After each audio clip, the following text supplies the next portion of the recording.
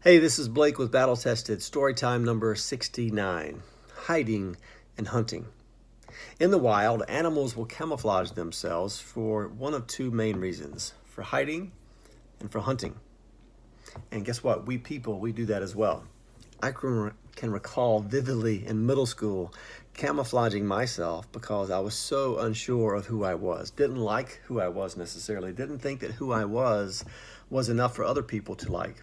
And so I would camouflage myself to make myself be a type of person that I thought those people would really like this type of person. So let me be that. Let me camouflage myself to be that type of person. And I, like a chameleon, would change my camouflage. And so if I was with this group of people, I would be that type of person. If I was with this group of people over here, I would change myself, morph myself to be accepted over here. Always changing myself, trying to live up to what I thought other people would like in those settings. Always camouflaging myself.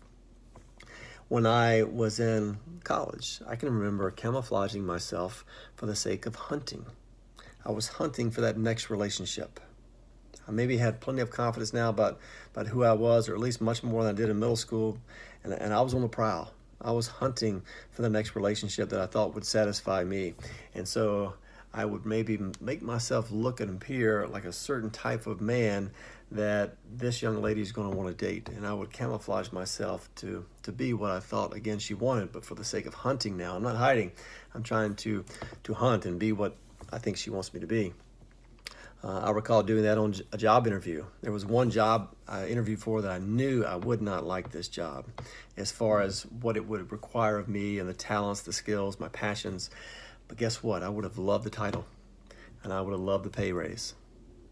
And so I camouflaged myself during the interview to be, again, what I felt they thought would be the the greatest applicant for the job. I was hunting. I was hunting for that next big pay raise. Regardless of why we camouflage ourselves, I don't, one, think that it's healthy, and it's not a sustainable lifestyle. Eventually, it always seems like the camouflage gets ripped away, and there we are, exposed for who we are, our true selves, and we might often hurt people in that process because they thought we were something that we're not. We don't need to camouflage ourselves. Imagine a world where I didn't have to camouflage myself, and you didn't have to camouflage yourselves.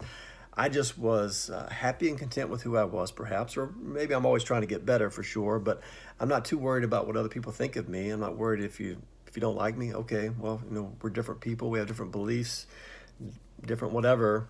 We're not always going to be best friends, but at least can you respect me for who I am, and I'll respect you for who you are, and we don't have to hide our true selves, that true identity that we are. I had the honor of being at the Lululemon Ambassador Summit this past week, and there were so many people who got up and shared, people my age, well, maybe younger than I, but older people, not kids, and so many of them echoed the same sentiments that they just have oftentimes felt like they're not enough. Not enough, right? The people around you make you feel like, for some reason, you're not enough. And maybe we make ourselves feel that way a lot of times too.